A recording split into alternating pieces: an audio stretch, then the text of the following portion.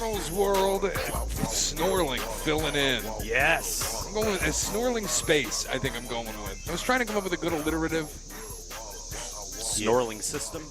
No. I don't like that at all. That's that wasn't not my best effort. Snorling system, I don't like at all. Snorler system. You have to work in a place that obviously world is Space. Outer space. Space works.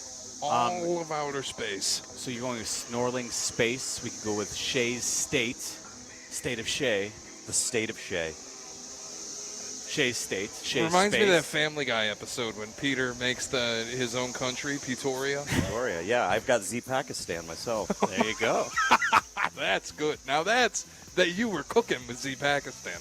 Waddle's World, got to get to the breaking Cubs news. Yes. Just across the wire. Bam. The Chicago Cubs have signed relief pitcher Jorge Lopez to a minor league contract. Jorge Lopez, if you don't remember from a few weeks ago, is the former Met who was DFA'd after blowing up in a game, and then after the game, I think it was a language barrier issue. It was reported initially that he said, I think I'm on the worst effing team ever. Correct. What he actually was saying was he believes he's the worst teammate ever. Yes.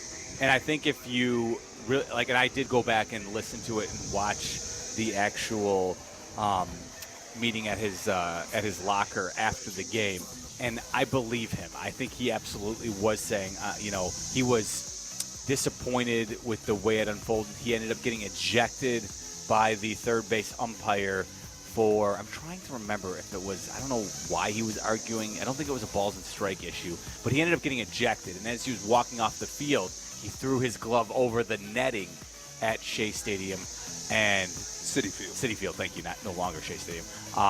And he ended up throwing his glove over the netting. I personally loved it, to be honest with you. I think the work you have to do to get the glove over the netting, and listen, what's the worst thing you're doing? You're giving a fan a great souvenir. You're obviously disappointed with the way I didn't have that huge of an issue with it.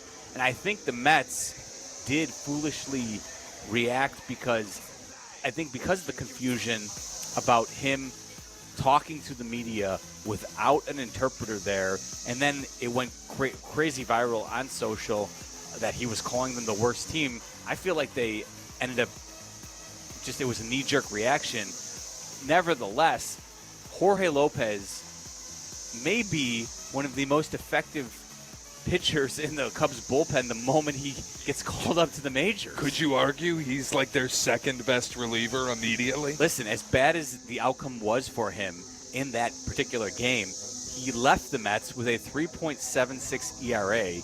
He had 19 strikeouts and 26 and a third innings pitched. And in the past, he has actually been an all-star closer, by the way. He was for the Baltimore Orioles back in, it was 2022, when he saved 23 games that season, 19 for the Orioles. He had 4 saves for the Mets. But in that year for the Orioles, when he was an all-star, he had a 1.68 ERA in 48 and a third innings, struck out 54. This is 2 years ago.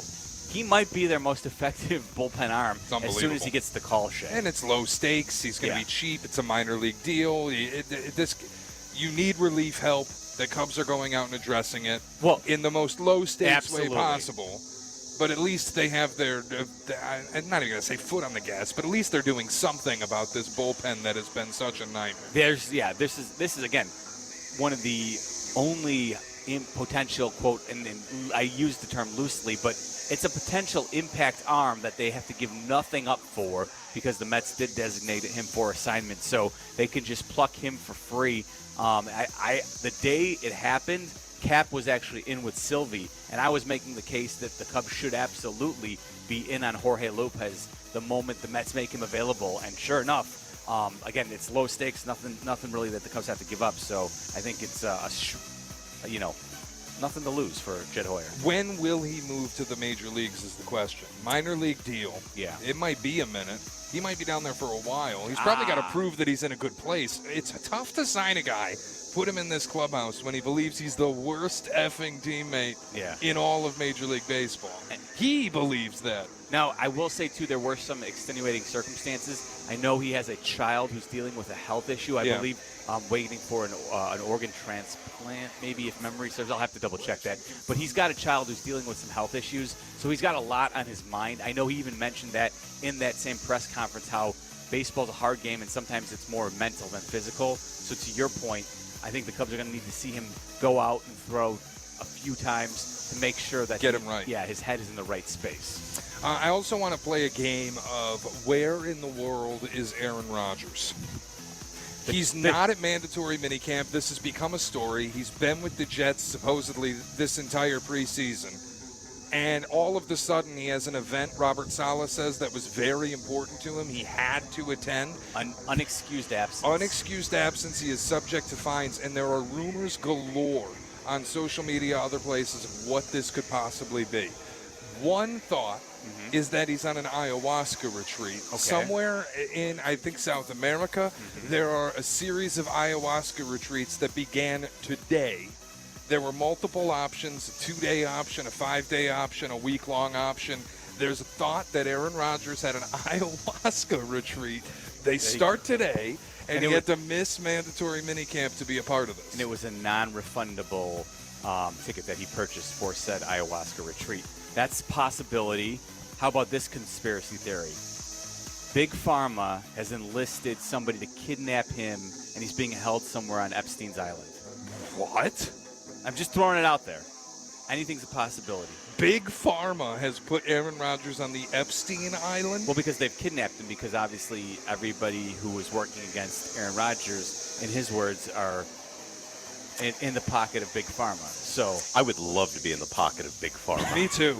Can you imagine? Can somebody out there get me in the pocket of Big Pharma, please? Well, you know what it results in? You being rich. You turn into Travis Kelce. You date Taylor Swift, and then you're doing ads for COVID boosters. That sounds good. Sign me up. That man is living a good life. I'm waiting to hear the negative. And you win Super Bowls. I mean, listen. You got to put a chip in my brain so that I can be rich and date Taylor Swift and do all these commercials. I'm in. Sign you up. I'm in. Another theory that Aaron Rodgers is attending an RFK Jr. campaign event in Glendale, Arizona. Rodgers wanted to be RFK's running mate, potentially. Was said he was given basically an ultimatum. Either you can be RFK's running mate or you can play football. And he chose football. But he's trying to walk that line and maybe interesting. RFK might have a better shot than the Jets this season, to be honest. Now? Listen, the way this is playing out... It's kind of the same situation. Yeah, they're both in a similar spot. The way this is playing out, I don't know how you could have any hope or confidence if you're Robert Saleh trying to keep your job. And I don't know if Joe Douglas is on exactly the same hot seat as Saleh, but it can't be great for him either. He's got to be feeling the heat a little bit. You're tied to this guy who's supposed to be the leader of your team, and he can't even show up for your OTAs, your mini camps, your mandatory minicamp offseason. Like, this is not a great move in the right direction for the Jets. It feels like this team is going to be a disaster. Absolutely. Again. Complete dumpster It fire. feels like everything is setting up. Now, last year there was so much hope, and it was probably deserved. You went out, you got Aaron Rodgers. Well, it felt eerily similar to the Brett Favre situation. We knew the defense was good. They just needed some competent quarterback play. The problem was they didn't even put a competent backup in place. So the moment Aaron Rodgers tore his Achilles. And honestly, what did Robert Saleh do to keep the job? I thought he should have been fired last year. Joe Douglas has been horrible as the general manager, still hasn't really effectively addressed the offensive line. You want me to believe Tyron Smith is going to be the Hall of Famer that he's been through his career at this age? Listen, he might be for the 2 games that he's healthy, but that's the problem with Tyron Smith at this point. Is Mekhi Becton still there? He's terrible. If he can even stay healthy, he's horrible. No. They feel like a disaster. They're going to waste this defense. As much as a disaster as they felt like, this story today only lends credence to the fact that they're going to probably be worse. I don't know how it can be a good thing for your team to not have Aaron Rodgers there, your starting quarterback. Tyrod Taylor apparently found out the day he got there that he was taking the first-string snaps. Yep. They didn't even relay the message to him because who knows when the Jets actually found out, to be honest with you. Well, and then there was the whole thing with last year, and Zach Wilson was getting ghosted by Aaron Rodgers, and the team hung him out to dry, and all. The Jets are destined to be horrible forever.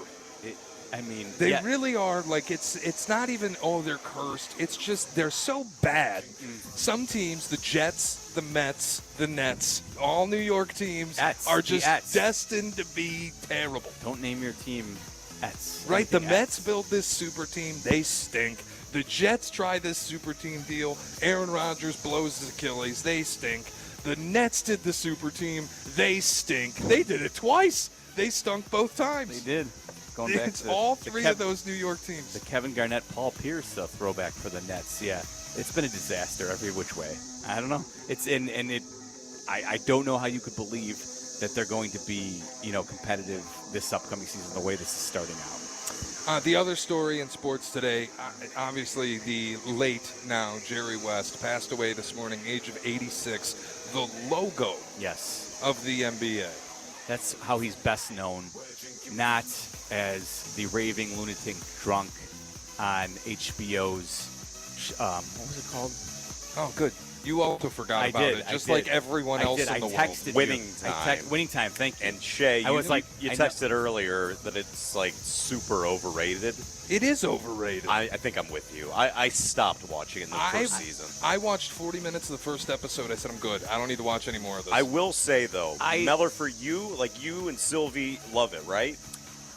Yeah, I think I wasn't really cognizant. I was too young when all that was happening, so I don't have that frame of reference. And I will say, listen, I'm not as old as Silvy, so I wasn't living and breathing the Lakers Showtime. I was still too young to truly appreciate that by any means, but I did have a little bit more of a working memory than some people younger than me, like you, maybe you, Shea. But I enjoyed it was perfect drama for me. And listen, I know it was obviously a made-for-television show, and so the reality is, I don't know how much reality it was based on. I think Jeff Pearlman's book is what they pulled a lot from. I enjoyed it for whatever reason. I don't know why.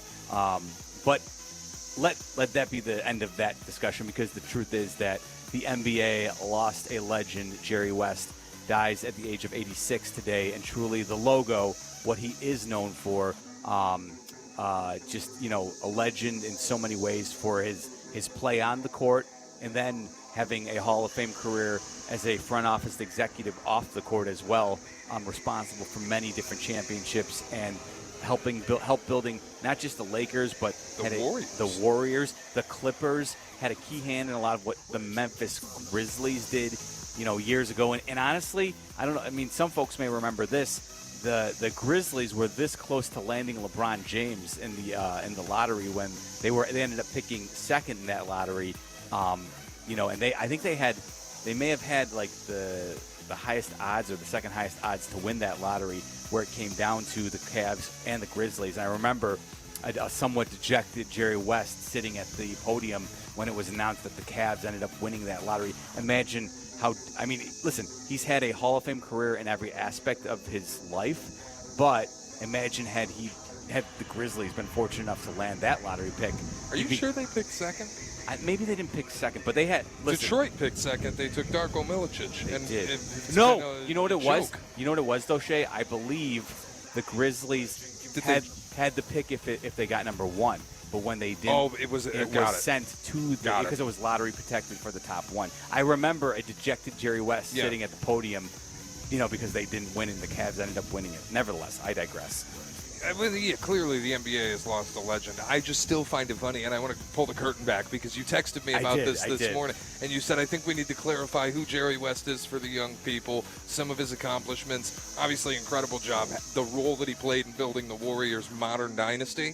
But also, Jeff Meller texted me that many people may know him as the raving drunk from Winning Time. Correct. I promise nobody knows him as that. Nobody watched the show. Like, as much as people at this station seem to love that show, it got canceled after 2 seasons. It did. Because nobody watched it. You are correct. Nobody did watch Nobody knows Jerry West is the guy from Winning Time. But I can make that promise quite firmly. But if you did, if your only working knowledge of Jerry West as a sports fan was as the raving drunk on Winning Time, that was by all accounts, a gross mischaracterization of who he was. So, he actually threatened a lawsuit against the HBO producers of the show for the way he was being portrayed in that show, I know just it wanted was pretty over the top. Like I said, I didn't watch a lot of it. I know it was pretty over the top. Maybe I'll try it again now that. Listen, but it's the whole Adam McKay thing. Like that whole thing is not for me. Yeah. The fast-paced clips interjecting the sequences. I'm going to talk directly into the camera now and explain what's going on. Breaking the fourth wall. Get out of sometimes here. Some people like that. Some people, it's not their cup of tea. It's like Succession's one of my favorite shows of all time, and I think the best thing that they did was got Adam McKay the hell out of there after one episode. Thank you for giving us the mockumentary style and the shaky camera.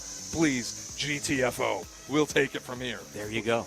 I'm just not an Adam McKay guy. Listen, peaked with Step Brothers and The Big Short, and everything since I think has been garbage. Okay. Listen, That's it. Fairly simple. I have to go back and look at what he's done recently to see if I can refute you on that. But nothing stands out, so I won't argue hard. Vice was okay. That movie, Don't Look Up, one of the worst movies I've ever seen in my life. Horrible. And that's, I don't know if that's all a McKay problem or if it's McKay in conjunction with Netflix giving everybody too much money and no notes. And so you end up getting these vanity projects where there's no editing done. Probably a bit of both. Snorling Space, Waddle's World continues next, a riveting edition. My first opportunity to play Florida or Ohio next on Waddle and Silvy.